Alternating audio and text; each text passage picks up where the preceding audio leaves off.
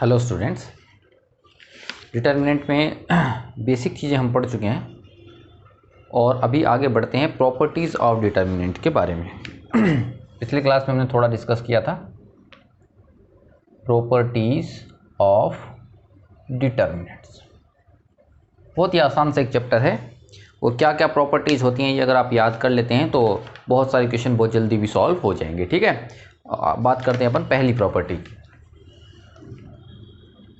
तो पहली प्रॉपर्टी कुछ इस तरीके से है, if we interchange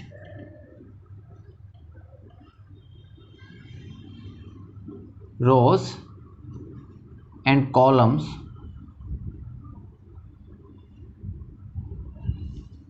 then value of determinants remain unchanged।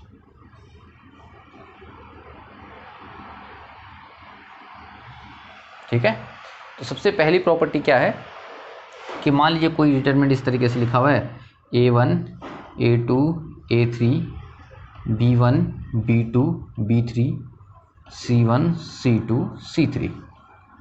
ठीक है, तो अब क्या आपने देखा कि ये इसकी रो है, ये दूसरी रो है, तीसरी रो है। आप क्या कर सकते हो, अगर आप इस पहली रो को पहला कॉलम बना दें a1 a2 a3, दूसरी रो को दूसरा कॉलम बना दे तो आप बोलोगे b1 b2 b3, और थर्ड रो से थर्ड कॉलम बना दो c1 c2 c3। तो इन दोनों डिटर्मिनेंट्स की वैल्यू सेम रहेगी। अगर आप वैल्यू सॉल्व करोगे तो सेम रहेगी। ठीक है, कारण बहुत ही सिंपल है, आप देखते हो। मान लीजिए इसको सॉल्व करना है तो आप क्या करोगे, इस रो के अलोंग या रो के हिसाब से इसको एक्सपेंड कर दो और सॉल्व कर लो, इवेल्युएट कर लो। और इसमें जब आप करने वाले होगे तो क्या करोगे, इस कॉलम के हिसाब से इवेल्युएट कर लो। दोनों से आंसर तो सेम ही आने वाला आप जानते हैं, तो इसीलिए दोनों से वैल्यू सेम आएगी, कोई फर्क नहीं पड़ेगा। ठीक है, पहली प्रॉपर्टी। प्रॉपर्टी नंबर 2 की हम बात करते हैं। ठीक है, तो प्रॉपर्टी नंबर 2 क्या है, इफ all the elements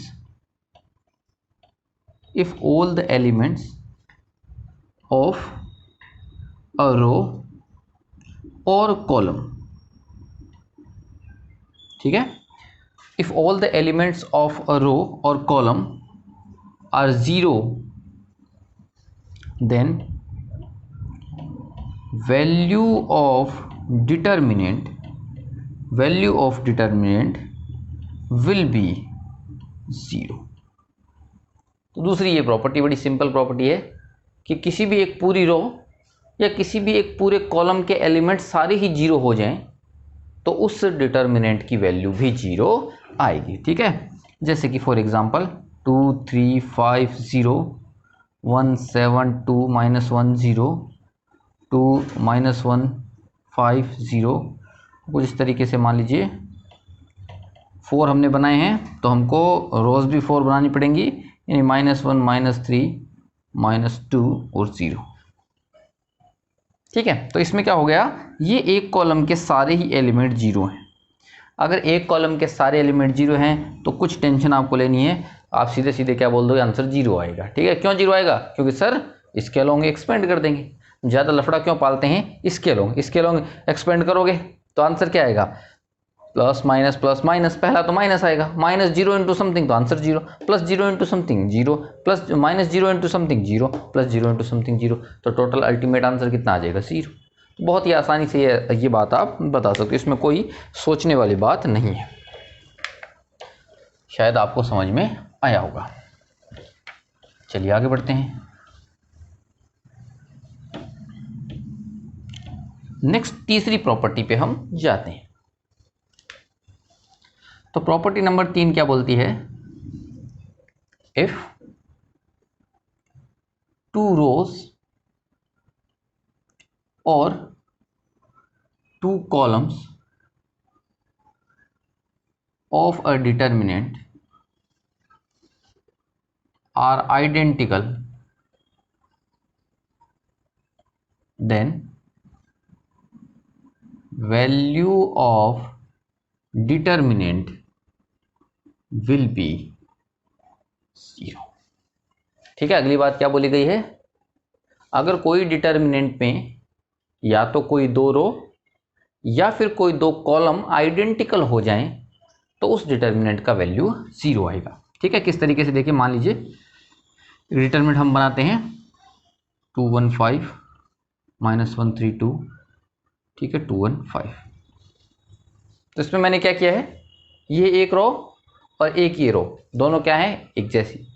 सबसे पहले छोटे, अब तो उसमें कोई दिक्कत नहीं है, मान लीजिए सबसे छोटा डिटरमिनेंट आप सोचो 2/2 का डिटरमिनेंट 2 और 3, 2 और 3, दोनों रो को मैंने सेम कर दिया। दोनों रो को सेम करेंगे तो आप क्या बोलोगे, ऐसे कैलकुलेशन करिए कितना आएगा 2 × 3, और माइनस ऐसा करोगे तो भी कितना आएगा 2 × 3। तो डेफिनेटली आंसर तो कितना आने वाला है, आंसर कितना आने वाला है, 0 आने वाला है। आई बात समझ में? ठीक है, इसकी बात करते हैं। तरीका क्या है, वैसे तो हम किसी भी रो या कॉलम के अलोंग एक्सपेंड कर सकते हैं, बट अगर इसको प्रूव करना है तो आप एक ऐसा मेथड लगा सकते हो जिससे कि सिंपल तरीके से आंसर सॉल्व हो जाएगा। तो आप क्या बोलोगे, जो दो रो सेम है, आइडेंटिकल है, उसके अलावा जो तीसरी रो आएगी उसके हिसाब से ओपन करिए। उसके हिसाब से ओपन करोगे तो फायदा क्या होगा, ये देखिए। तो जब आप ओपन करोगे इस रो के हिसाब से, क्योंकि ये दोनों तो सेम है, तो बचिए इसके हिसाब से अपन ओपन कर रहे हैं, इसको एक्सपेंड कर रहे हैं। तो सबसे पहला आपका आंसर आएगा प्लस माइनस, ये माइनस के साथ आएगा, यानी ये तो ओनली 1 बचेगा। और जब ये रो और ये कॉलम अपन छोड़ देंगे तो आपका बचेगा 1515। समझ में आ गई बात? इसका आएगा प्लस के साथ, प्लस माइनस प्लस 3 इंटू, क्या करना है, इसको छोड़ देना है, इसको छोड़ देना, आंसर क्या बचा 2525। ठीक है, फिर लास्ट में कितना आ जाएगा -2, इसको छोड़ दिया, इस कॉलम को छोड़ दिया, क्या बचा 2121।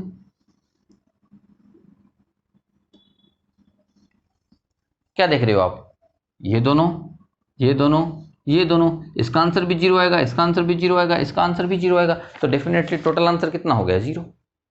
ठीक है, जैसे कि फॉर एग्जांपल मान लीजिए हम ऐसे इस तरीके से लेते हैं 2173 -1 -3 05, ठीक है 2173 125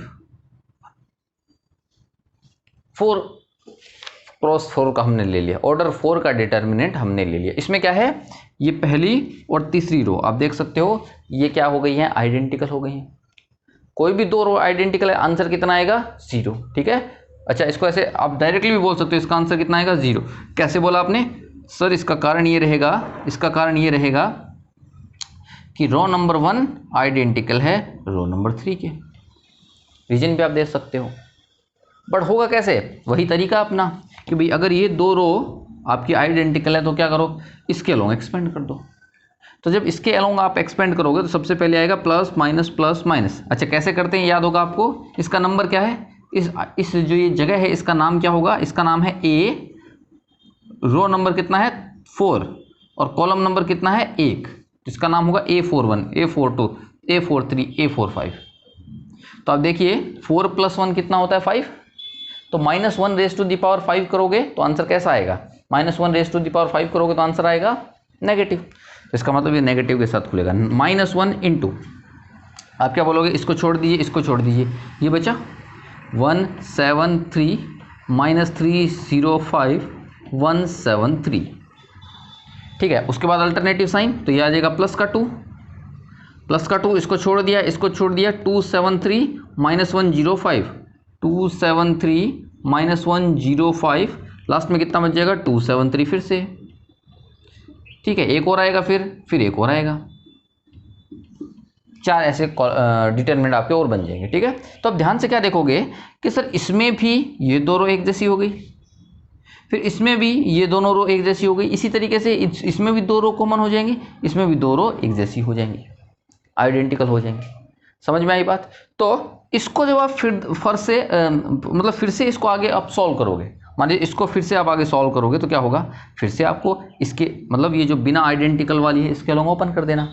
जैसे ही आप ओपन करोगे तो फिर से आपको 2/2 वाले डिटर्मिनेंट मिलेंगे, बहुत सारे वो 2/2 के डिटर्मिनेंट मिलेंगे, लेकिन उनमें कुछ ऐसा सिस्टम होगा, दोनों एक जैसे होंगे, इसलिए उन सब का आंसर कितना आ जाएगा 0। समझ में आई बात? तो दो रो जब आइडेंटिकल हो जाती हैं, सेम ऐसे ही जब दो कॉलम आइडेंटिकल हो जाते हैं तो डेफिनेटली डिटर्मिनेंट का वैल्यू तो 0 ही आता है। क्यों आता है ये मैंने थोड़ा समझाने की कोशिश आपको करी है। इतने आप स्मार्ट बन गए हैं कि थोड़ा सा समझाते ही पूरी बात आप समझ जाते हो। क्लियर है? तो ये बात आपको समझ में आ गई है कि अगर दो रो आइडेंटिकल हों या फिर दो कॉलम आइडेंटिकल हों तो उसका आंसर हमेशा कितना आता है? 0। अब कोई के मन में सवाल उठेगा कि सर एक रो और एक कॉलम आइडेंटिकल हो जाए तब क्या होगा? कुछ भी नहीं होगा। जैसे फॉर एग्जांपल आप बोलोगे सर 1 2 और इधर भी मैंने 2 लिख दिया तो ये 1 2 ये एक रो हो गई, 1 2 ये एक कॉलम हो गया। ठीक है, यहाँ पे चलिए 5 कर देते हैं। तो आप बोलोगे सर ये वाला रो और ये वाला कॉलम तो आइडेंटिकल है, तो क्या इसका आंसर 0 आएगा? क्या नहीं, इसका तो वैल्यू आप कैलकुलेट कर लो, 0 नहीं आएगा। ये तो 5 - 4 1 आएगा। तो इसमें आपको याद नहीं रखना है कि आंसर 0 आएगा, ऐसा नहीं होता है। ठीक है, ये तभी होता है जब या तो दोनों के दोनों रो वो आइडेंटिकल हो या दोनों कॉलम आपस में आइडेंटिकल हो। एक रो और एक कॉलम अगर आइडेंटिकल हैं तो उससे कोई फायदा नहीं मिलेगा। क्लियर है? आगे बढ़ सकते हैं। चलिए नेक्स्ट प्रॉपर्टी पे आते हैं, प्रॉपर्टी नंबर 4। प्रॉपर्टी नंबर 4 क्या बोलती है? From a row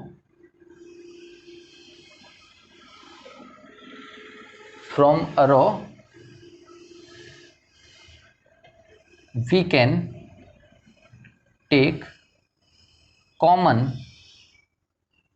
any factor। ठीक है, अच्छा रो के साथ में कॉलम भी आप बोल सकते हो। From a row we can take common any factor. ठीक है, और यहाँ पे आप कॉलम भी लिख सकते हो, रो और, यहाँ पे लिखता हूँ देखिए, रो और कॉलम। तो कहने का मतलब है कि कोई भी रो या कोई भी कॉलम से आप कोई भी फैक्टर कॉमन ले सकते हो। अगर कुछ फैक्टर कॉमन आप लेना चाहते हो तो वहाँ से कोई भी फैक्टर आप कॉमन ले सकते हो। फॉर एग्जांपल जैसे किसी ने पूछा 2 4 6 5 1 3 2 1 -1। ठीक है, आपसे किसी ने पूछा कि इसके बारे में बात करनी है तो आप क्या देखोगे? आप देखोगे सर यहाँ पे जो तीनों हैं इन तीनों में 2 कॉमन आ सकता है, तो आप इसको क्या लिख सकते हो? 2 कॉमन लेके बाहर निकाल दो और यहाँ पे बच जाएगा 1, यहाँ पे बच जाएगा 4, यहाँ पे बच जाएगा 6, यहाँ पे बच जाएगा 5 1 3 और ये हो जाएगा 2 1 -। इन पे तो कोई फ़र्क नहीं पड़ेगा क्योंकि हमने 2 मैंने बाहर निकाला तो ये गलत लिखा मैंने। यहाँ पे आएगा 1, इसे इधर से 2 यानी 2 आ जाएगा, यहाँ से आ जाएगा 3, तो ऐसा बन जाएगा। क्लियर है? कर सकते हैं ऐसा। तो ध्यान से आपको देखना है कि किस तरीके से सॉल्व करें। हम 2 अगर बाहर निकालें तो इस पूरी कॉलम से ही हमने 2 बाहर निकाल दिया। अगर कोई रो में से बाहर निकालना होता तो हम पूरी रो में से भी बाहर निकाल सकते थे। ठीक है, और इसके अलावा क्या कर सकते हैं? कुछ भी, जैसे कि फॉर एग्जांपल आप बोलो कि सर इसके अंदर से मैं 10 बाहर निकालना चाहता हूँ तो निकाल लो। आप अगर बोलो इस कॉलम के अंदर से मैं 10 बाहर निकालना चाहता हूँ तो कोई दिक्कत नहीं है, निकल जाएगा। क्योंकि ये कंपलसरी नहीं होता है, ये जरूरी नहीं होता है कि जो अंदर चीज़ बचेगी वो इंटीजर होनी चाहिए, ऐसा कोई नियम नहीं होता है। अंदर की साइड में फ्रैक्शन भी चलेगा, पॉइंट में वैल्यू भी चलेगी, कोई दिक्कत नहीं है। तो आप अगर यहाँ से 10 बाहर निकालते हो तो बाहर हो जाएगा 2 × 10, इस पर कोई फ़र्क नहीं पड़ेगा, इस पर कोई फ़र्क नहीं पड़ेगा। तो ये 1 2 3 और ये हो जाएगा 2 1 -1, इन पे तो कोई फ़र्क नहीं पड़ेगा। बट जब हम 5 में से 10 बाहर निकाल देंगे तो यहाँ बच जाएगा 1/2। जब 1 में से 10 बाहर निकाल देंगे तो ये बन जाएगा 1/10 और 3 में से 10 निकाल देंगे तो ये बन जाएगा 3/10। बस ऐसा आपको लिख देना है। तो ज़रूरत पड़े तो आप ऐसे बाहर भी निकाल सकते हो। क्लियर है? अच्छा, ज़रूरत पड़े तो अंदर डाल सकते हो। जैसे फॉर एग्जांपल ये क्वेश्चन अब आपका बन गया है, यहाँ पे कितना हो गया? 10 × 2 यानी 20 हो गया। अब आपकी इच्छा हो गई कि सर इस 20 को वापस अंदर भेजना है, तो कहाँ भेजूँ? आपकी मर्जी है। आप चाहो तो इस कॉलम में 20 को भेज सकते हो, चाहो तो इस रो में 20 को भेज सकते हो, चाहो तो इस 20 को यहाँ कॉलम में भेज सकते हो, आपकी जो भी मर्जी। तो अगर मैं इस 20 को इस वाली रो में भेजूँगा, अगर मैं इस 20 को इस वाली रो में भेजूँगा तो ये 1 1/2 और 2 ये तो फिक्स है, ऐसा ही रहेगा। थर्ड वाली 3 3/10 -1, इस पर कोई फ़र्क नहीं पड़ेगा, ये भी ऐसा ही रहेगा। बट अब ये बन जाएगा 2 की जगह 20, ये बन जाएगा 2, 20 से मल्टीप्लाई कर देना है और ये भी कितना बन जाएगा आपका, सॉरी 20 कैसे बनेगा, 28 40 बनेगा, ये बन जाएगा 40, ये बन जाएगा 2 और ये बन जाएगा 20। तो बस ऐसे भी कर सकते हो आप। तो बाहर आप कॉलम से निकाल सकते हो और आप अंदर रो में डाल सकते हो, जो भी आपकी, आप इस तरीके से कॉलम और रो के साथ ट्रांसफॉर्मेशन कर सकते हो, कॉमन लेने वाला। क्लियर है, समझ में आई होगी आपको बात? ठीक है, आगे बढ़ते हैं। अच्छा, एक चीज और है, किस तरीके से देखो, मान लीजिए आप ऐसे भी कोई डिटर्मिनेंट को रिप्रेजेंट कर सकते हो। कोई भी डिटर्मिनेंट को आप लिख सकते हो रो 1, रो 2, रो 3, ऐसे करके भी आप लिख सकते हो। ठीक है, इसका मतलब क्या होगा कि इधर एक पूरी रो है, इधर एक दूसरी रो है, इधर एक तीसरी रो है। तो रो अगर मैंने 3 लिखा है तो डेफिनेटली इस रो में कितने एलिमेंट होंगे, 1 2 और 3, क्योंकि ये ऐसे 3x3 का होना चाहिए। या फिर आप इसको ऐसे भी लिख सकते हो कॉलम 1, कॉलम 2, कॉलम 3। अब 3 पे मैं क्यों रुक गया हूं, क्योंकि ये हो सकता है 3x3 का, हो सकता है नहीं, होगा 3x3 का ही ये डिटर्मिनेंट होगा, इसीलिए मैंने C3 पे इसको रोक दिया है। मतलब आप ऐसे बोल सकते हो ये C1 है, ये C2 है, ये C3 है। C1 में भी 3 एलिमेंट होंगे, C2 में भी 3 एलिमेंट होंगे और C3 में भी 3 एलिमेंट होंगे। ऐसे ये लिखने का तरीका है, छोटे तरीके से लिखने का तरीका है। ठीक है, अब क्वेश्चन ऐसे आ सकता है कि सर ये तो डेल्टा इज इक्वल्स टू कुछ इस तरीके से था। ठीक है, 2C1, ठीक है, 3C2, 7C3, मान लीजिए इस तरीके से था डेल्टा। अगर डेल्टा इस तरीके से था आपका, तो क्या आप इस पूरे कॉलम में से ये 2 बाहर निकाल सकते हो? क्या बिल्कुल निकाल सकते हैं। इस पूरे कॉलम में से क्या 3 बाहर निकाल सकते हो? हाँ, निकाल सकते हैं। इस पूरे कॉलम में से 7 बाहर निकाल सकते हो? क्या बिल्कुल निकाल सकते हैं। तो अब अंदर का डिटरमिनेंट क्या बच जाएगा, C1, C2 और C3 बच जाएगा। क्लियर है, कोई दिक्कत है इसमें? कोई दिक्कत नहीं है, आराम से कर सकते हो। ठीक है, तो अब ये कैलकुलेशन करके इस वैल्यू को आप किसी एक के साथ भेज भी सकते हो, बाहर रखना चाहते हो तो बाहर भी रख सकते हो, वापस अंदर किसी रो में डालना चाहते हो तो भी आप इसको अंदर भेज सकते हो। ठीक है, ऐसा क्यों होता है, अगर आपको समझना है तो बहुत ही आसान सा तरीका है। ठीक है, कैसे देखिए, सपोज ये हो गया 2, ये हो गया मान लीजिए 10, ये हो गया 16, 1 5 3 और ये आ गया 2 - 1। तो इस तरीके से मान लीजिए ये है। तो आपने इसको कैसे लिखा, आपने बोला सर इस पूरे में से 2 मैं बाहर निकालता हूँ, तो ये जब यहाँ से 2 निकालूंगा तो 1 होगा, यहाँ से 2 निकालूंगा तो 5 होगा, यहाँ से 2 निकालूंगा तो 8 हो जाएगा। ये बन जाएगा 1 5 3 और ये हो जाएगा 2 - 1 2। ठीक है, तो ध्यान से देखिए, जब आप इसके अलोंग आप इसको मतलब ये दोनों इक्वल कैसे होंगे हम समझाना चाह रहे हैं, तो मैं इसको एक्सपेंड करके देखता हूँ। पहले वाले रो के हिसाब से मैं एक्सपेंड करूँगा, तो पहले आएगा 2 इंटू, तो ये आ जाएगा 5 3 - 1 2, फिर आ जाएगा -10 और ये बन जाएगा 1 3 2 2 और इधर से आ जाएगा +16 और ये आ जाएगा 1 5 2 - 1। तो ये वैल्यू का आप ध्यान से देखिए, 2 के साथ कोई वैल्यू मल्टीप्लाई है, -10 के साथ में कोई वैल्यू मल्टीप्लाई है, 16 के साथ में कोई वैल्यू मल्टीप्लाई है। तो क्या इन सब से मैं 2 कॉमन ले सकता हूँ क्या? तो आप बोलोगे बिल्कुल ले सकते हो सर। जब आप यहाँ से 2 कॉमन लोगे तो ये 2 की जगह 1 आ जाएगा और ये जो आपका बचा है वो एज इट इज बचा रहेगा। यहाँ से आपका 5 आ जाएगा और ये जो बचा है वो एज इट इज बचा रहेगा। यहाँ से आपका 8 आ जाएगा और जो बचा है वो बचा रहेगा, क्योंकि तो मल्टीप्लाई में थे तो कॉमन तो ले ही सकते हैं। तो ये बाहर 2 आ गया, अंदर ही आ गया। अब ध्यान से इसको अगर एक्सपेंड करो तो भी यही तो बनेगा, सबसे पहले 2 और जब आप इसको एक्सपेंड करोगे पहले 1 के हिसाब से, तो 1 के हिसाब से एक्सपेंड करोगे तो वापस से वही 5 3 - 1 2 एंड सो ऑन। तो ये जो अंदर वाली चीज़ है वही सेम अंदर बन जाएगी और यहाँ पे ये 2 आपने डायरेक्ट लिखा है और इधर वो कैलकुलेशन से बाहर आ जाएगा। आई बात समझ में? तो इस तरीके से हम कर सकते हैं, कोई भी रो में अगर कॉमन फैक्टर है तो उस कॉमन फैक्टर को हम बाहर निकाल सकते हैं। क्लियर है? तो ये भी बात आपको समझ में आ गई। अब चलते हैं अगली प्रॉपर्टी की तरफ।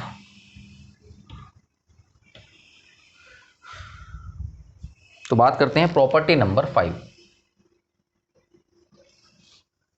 तो प्रॉपर्टी नंबर 5 क्या बोलती है? प्रॉपर्टी नंबर 5 का ये कहना है कि अगर कोई भी 2 रो को आपस में आप इंटरचेंज कराते हो तो आंसर में एक माइनस एक्स्ट्रा आ जाएगा। ठीक है, if we interchange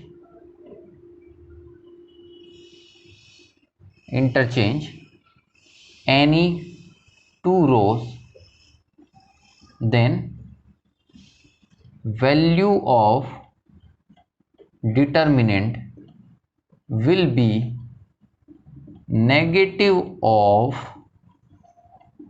original determinant।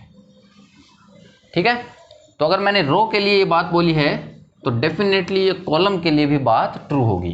तो इसी तरीके से आप बोल सकते हो सेम फॉर कॉलम। ठीक है, ये तो हमेशा ही है, ये आप याद कर लीजिए बाय डिफॉल्ट कि अगर कोई बात मैं रो के लिए आपको बोल रहा हूँ तो वो डेफिनेटली कॉलम के लिए भी ट्रू होंगी। क्यों? क्योंकि रो को तो हम कभी भी कॉलम बना सकते हैं, जब चाहेंगे तब रो को कॉलम बना देंगे और जब चाहेंगे तो कॉलम को वापस रो बना देंगे। तो कोई प्रॉपर्टी अगर रो पे लगती है तो वो कॉलम पे भी डेफिनेटली लगेगी। ठीक है, क्या क्या बोलना चाह रही है, इस तरीके से बोलना चाह रहे, देखिए। तो मान लीजिए कोई डिटर्मिनेंट था C1 C2 C3 C4।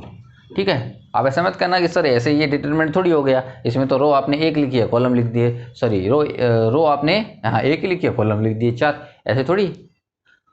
तो ये मैं समझा चुका हूँ कि इसका मतलब क्या होता है। इसका मतलब होता है 4 क्रॉस 4 का डिटर्मिनेंट है, नीचे भी इस तरीके से 4 एलिमेंट इसमें होंगे।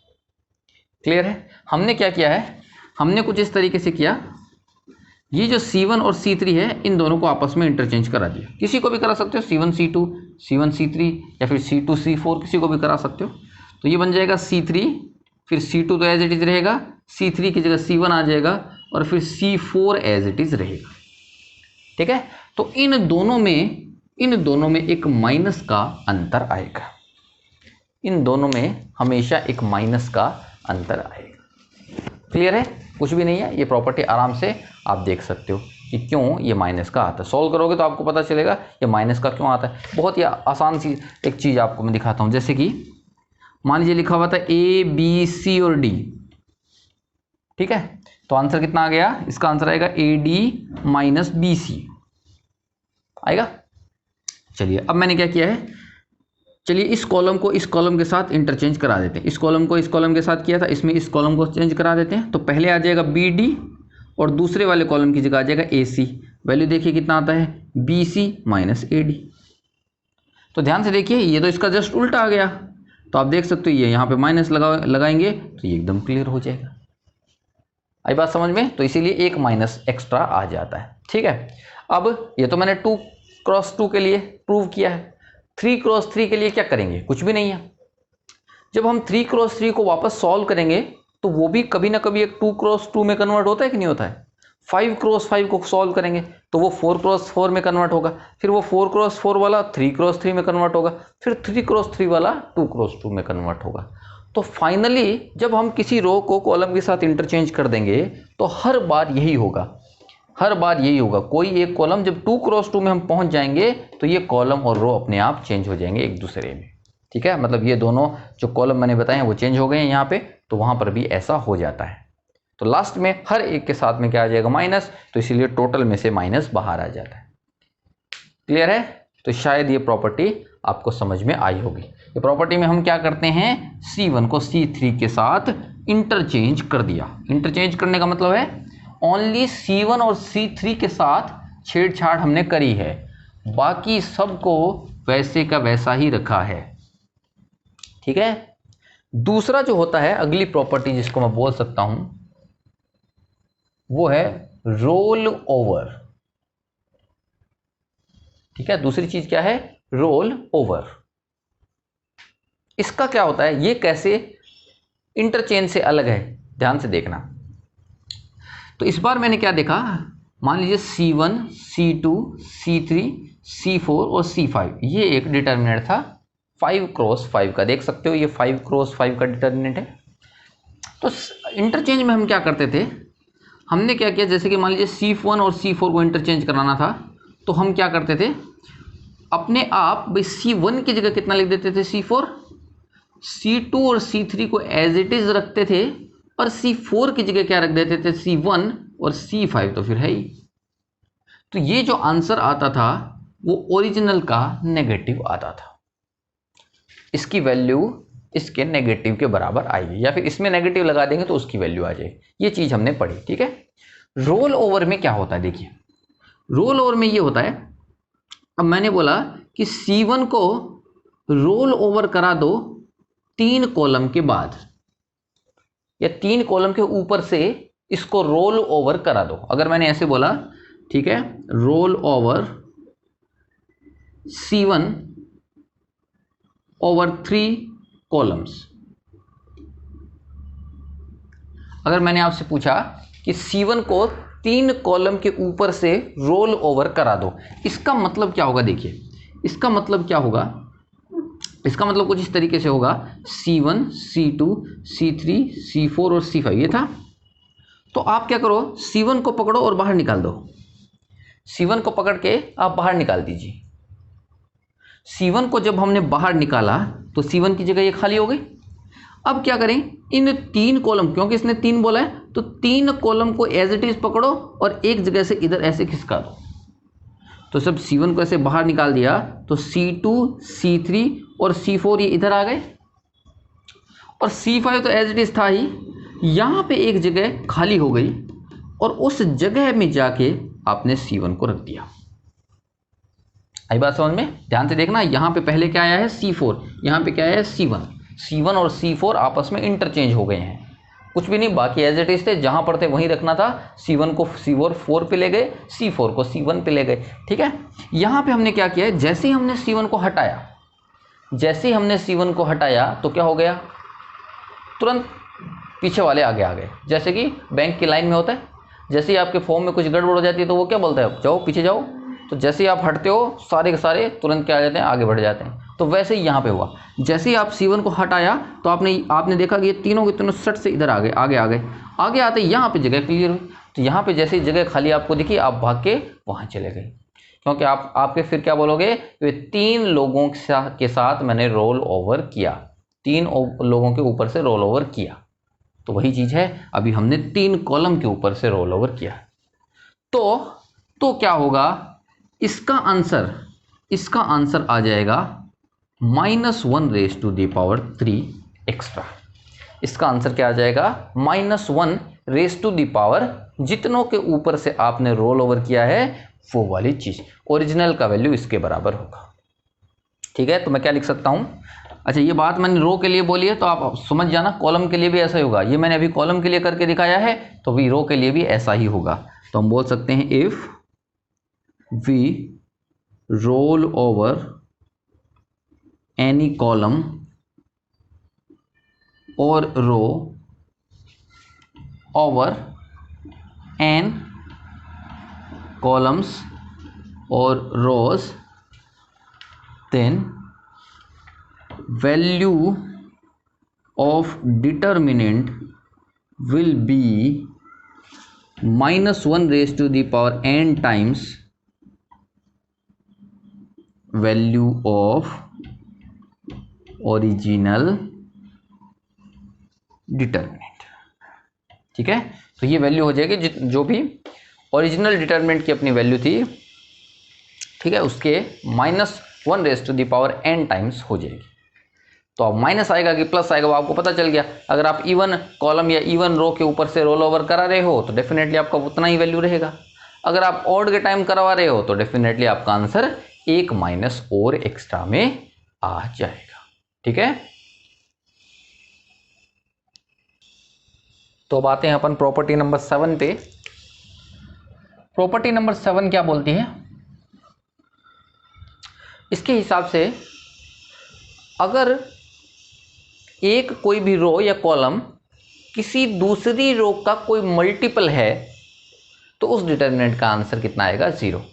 तो आप बोलोगे सर क्यों हमको बोर कर रहे हो ऐसी बातें बता के, ये तो हमको पहले से ही पता है, ठीक है। क्या बोलना चाह रहे हैं कि इस तरीके से A1 A2 A3 B1 B2 B3 और C1 C2 C3 था, ये तो एक डिटरमिनेंट था, और दूसरा डिटरमिनेंट था सॉरी यही, और ये वैल्यू थी 2A1 2A2 2A3, कुछ इस तरीके से था। तो इस डिटरमिनेंट का वैल्यू हमेशा कितना आएगा, 0। यही बात बस बोलना चाहिए, ठीक है। तो आप बोल सकते हो if any row of determinant is multiple of other row, then value of determinant will be 0। क्यों होता है? कोई दिक्कत ही नहीं है सर। आप बोलोगे इसमें से 2 बाहर निकाल दो, जैसे इसमें से 2 बाहर निकाल दोगे तो आएगा A1 A2 A3 B1 B2 B3 और वापस से A1 A2 A3। तो आप जानते हो 2 रो एक जैसी हो गई है, इसका मतलब आंसर आ जाएगा 2 × 0 यानी 0। तो कोई इसमें नई बात है ही नहीं। ठीक है, चलिए आगे बढ़ते हैं। प्रॉपर्टी नंबर 8 क्या बोलती है? प्रॉपर्टी नंबर 8 ये बोलती है कि अगर कोई डिटरमिनेंट लिखा हुआ है इस तरीके से, ठीक है, A1 B1, ठीक है, C1 + D1, A2 B2 C2 + D2 और A3 B3 C3 + D3। अगर कोई डिटरमिनेंट इस तरीके से लिखा हुआ है तो आप उस डिटरमिनेंट को 2 डिटरमिनेंट्स के टुकड़ों में तोड़ सकते हो, जिसके अंदर पहली दोनों ये जो कॉलम है A1 B1 A2 B2 A3 B3 ये तो सेम रहेंगे, और पहले डिटरमिनेंट के अंदर तो मतलब दोनों जो डिटरमिनेंट में टूटेगा, ये 2 डिटरमिनेंट में जिस तरीके से ब्रेक होगा उस दोनों में ही पहले दोनों तो सेम रहेंगे, A1 B1 A2 B2 A3 B3। ठीक है, बस पहले वाले में ये पहली लाइन आ जाएगी C1 C2 C3 और दूसरे वाले में आ जाएगी D1 D2 D3। आई बात समझ में? तो अगर कोई भी एक रो या कोई भी एक कॉलम इस तरीके से 2 टर्म्स का सम दे रखा है तो आप इस डिटरमिनेंट को 2 डिटरमिनेंट में ब्रेक कर सकते हो, और पहले वाले जो पहले मतलब जो दोनों में सेम है वो तो दोनों में सेम ही रहेगा, एक है वो तो सेम ही रहेगा, और जो ये प्लस वाला है उसके अलोंग अगर आपने ब्रेक किया है तो एक में C1 C2 C3 आ जाएगा, एक में D1 D2 D3 आ जाएगा। इसी तरीके से आप रो के साथ भी कर सकते थे। मान लीजिए ये रो अलग होती, अगर ये रो अलग होती तो आप क्या करते?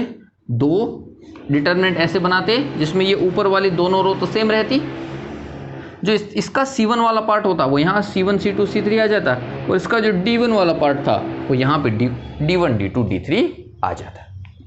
क्लियर है? समझ में आई बात आपको? तो ऐसे भी आप कर सकते हो।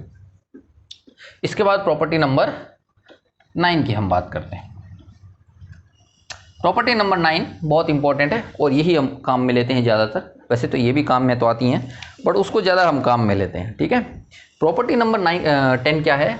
9 क्या है कि आप क्या कर सकते हो, कोई भी रो को, ठीक है, कोई भी रो को किसी फैक्टर से मल्टीप्लाई कर दीजिए।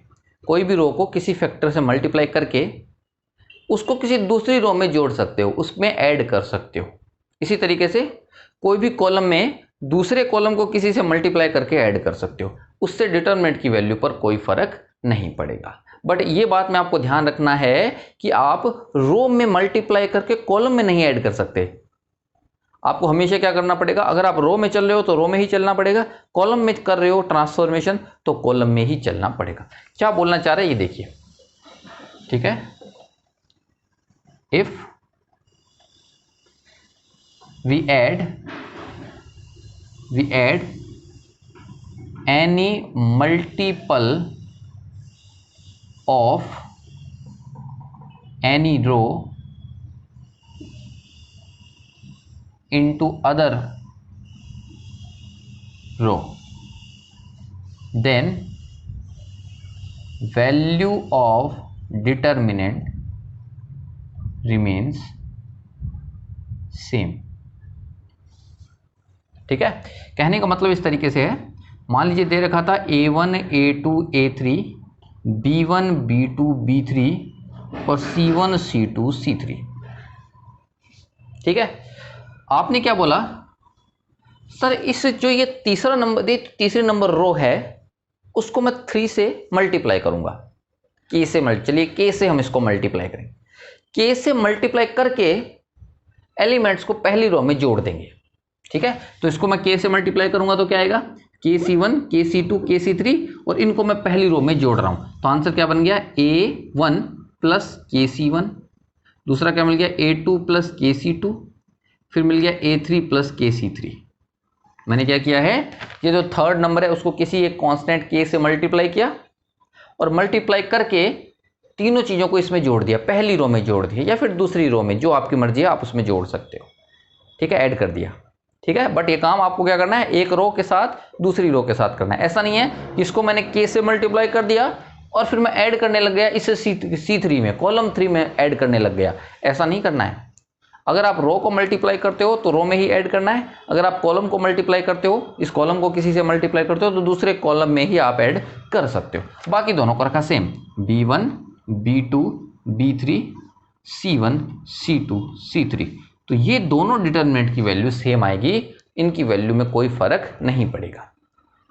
ठीक है, क्यों नहीं पड़ेगा, बहुत आसान तरीका है। क्या आसान तरीका है, इसको ओपन कर दीजिए। तो अगर आप इसको ओपन करते हो तो आप देखोगे कि इसको तो हम प्लस, इस इधर प्लस लिखा हुआ तो इसको तो ब्रेक कर सकते हैं। कैसे ब्रेक होगा, दो डिटरमिनेंट्स में ये ब्रेक होगा। ठीक है, ये जो दो डिटरमिनेंट आएंगे ब्रेक होने के बाद, उसमें ये दोनों तो सेम रहेंगे, यानी B1 B2 B3 C1 C2 C3, इधर भी B1 B2 B3 C1 C2 C3, ये तो दोनों में सेम ही रहेंगे। पहले वाले में आ जाएगा A1 A2 A3 और प्लस के दूसरे वाले में आ जाएगा KC1 KC2 KC3। अब आप आराम से बता सकते हो सर इस डिटरमिनेंट का वैल्यू तो 0 आएगा। क्यों 0 आएगा, क्योंकि कोई एक रो किसी दूसरी रो का मल्टीपल है यहाँ पे, तो जब आप के बाहर निकाल दोगे तो दोनों रो सेम हो जाएंगी और आंसर टोटल कितना आ जाएगा, 0 आ जाएगा। ठीक है, तो ये प्रॉपर्टीज थी कुछ डिटरमिनेंट्स की जो मैंने आपको बताई हैं, इनको आपको हमेशा याद रखना है और अप्लाई करना सीखना है। जहां पर भी जरूरत हो इन्हीं को अप्लाई आपको करना है।